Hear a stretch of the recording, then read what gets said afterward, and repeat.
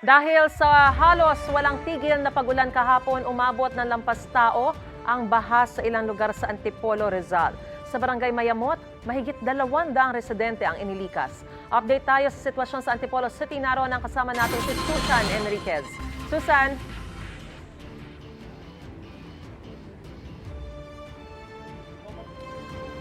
Marisa, dito tayo sa barangay Mayamot sa Antipolo at yung kinalalagyan natin dito isa sa mga subdivision dito sa barangay Mayamot, nagkaroon ng pagtaas ng tubig. Actually, doon sa kinalalagyan ko ngayon, medyo humupa-hupa na, pero sa ilang bahagi nitong subdivision, ang tubig ay umabot ng hanggang dibdib, dahilan para magsilikas ang mga residente dito sa bahagi ito ng subdivision. At sa mga oras ito ay nakikita naman natin, ito may mga tubig pa rin dito, may mga gutter deep pa rin na tubig at yung patuloy na pagsama ng panahon pa rin ay dahilan para manatili pa rin sa mga evacuation center dito nga sa barangay Mayamot sa Antipolo. Sa ngayon, yung pinuntahan natin isang evacuation center, nasa mahigit 200 individual o mahigit 50 pamilya ang kasalukuyang pansamantalang nananatili dahil pa rin sa patuloy na pag-ulan na nararanasan dito sa bahagi ito ng Antipolo. At para kumuha pa tayo ng update, makakausap natin si Ginoong Relly Bernardo. Siya po ang Chief ng Public Information Office ng Antipolo at siya ring hepe ng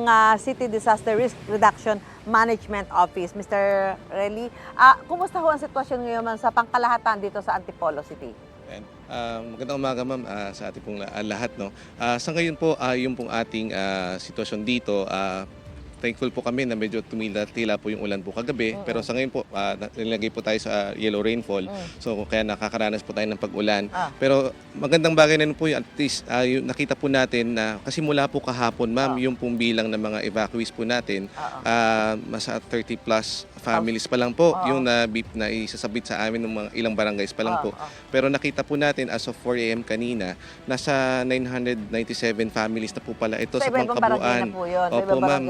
So far sa ngayon, sir, saan ho yung mga barangay na may pinakamaraming mga nagsilikas? Opo. Base po dun sa huling record ma'am natin, isa po yung barangay San Jose. San Jose. Opo. Isa po kasi yung pinakamalaking barangay po ma'am natin dito sa Ng Antipolo. landslide? Kasama po ito ma'am yung sa Sitio Hinapao sa barangay San Jose. Kasama po itong barangay Mayamot at barangay Munting Dilaw po sa Antipolo City. Sa mga oras nito, saang lugar pa rin po kayo may namomonitor na may mataas pang tubig o nagkaroon na rin ng mga paghupa?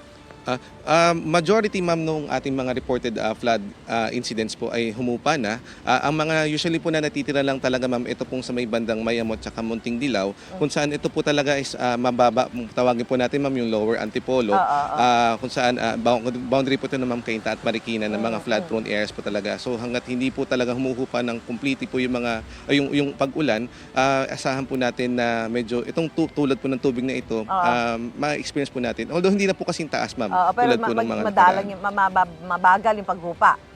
Actually, mas mabilis na po ito, ma'am. Opo, hinintay lang po natin, ma'am, talaga na hindi po magtuloy-tuloy po yung ulan. Ilan po yung number of casualties na naitala po ng Antipolo City? Ma'am, sa ngayon, nakapagtala po tayo as of yesterday ng 7. Opo, 3 po actually galing po sa landslide, doon po sa Sitio Hinapao nga po. Tapos, iba po dito, magkakahiwalay na incident ng drowning po. At yung isa po dito, yung isang bahay po na na-wash out sa barangay San Luis, kung saan may isa rin po namatay. Pero yung meron po tayong 4 na missing.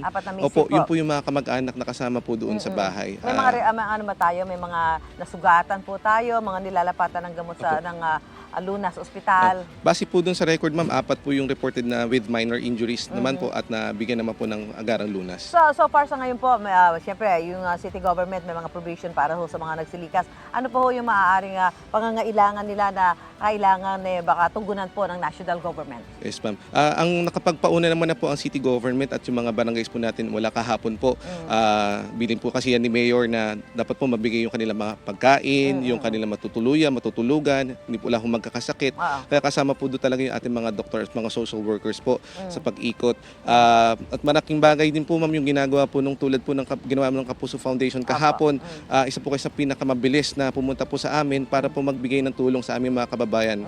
Although kaya naman po kung tutuusin, pero dahil sabay-sabay po, ma'am, malaking bagay po. Lahat po ng tulong ay welcome po. Ano po ang ano natin sir, doon sa mga nakasamang evacuation center, ano ho ang ma-advise natin? Siyempre, yung iba ho dyan gusto na makabalik, pero ano ho yung magiging senyalis nila na pwede na ho sila bumalik sa kanilang mga tahanan, considering na medyo ito pabugso-bugso pa din ho yung pag-ulan? Yun na nga ma'am, given po yung threat pa rin no, na dahil sa mga nag-uulan pa rin po, inaabisuhan po natin ating mga kababayan na doon na lang po muna sa ating mga evacuation centers kung saan po sila mas ligtas at makakaasa naman po sila na hindi po natin sila pababayaan at mabibigay po yung kanilang mga pangangailangan.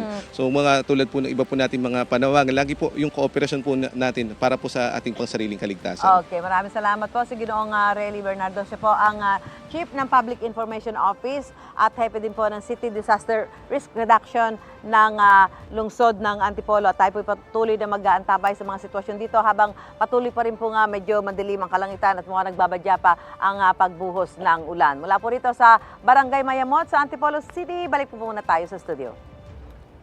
Mga kapuso, para una ka sa mga balita, mag-subscribe sa GMA Integrated News sa YouTube. Sa mga kapuso abroad, subaybayan niyo po kami sa GMA Pinoy TV at sa www.gmanews.tv.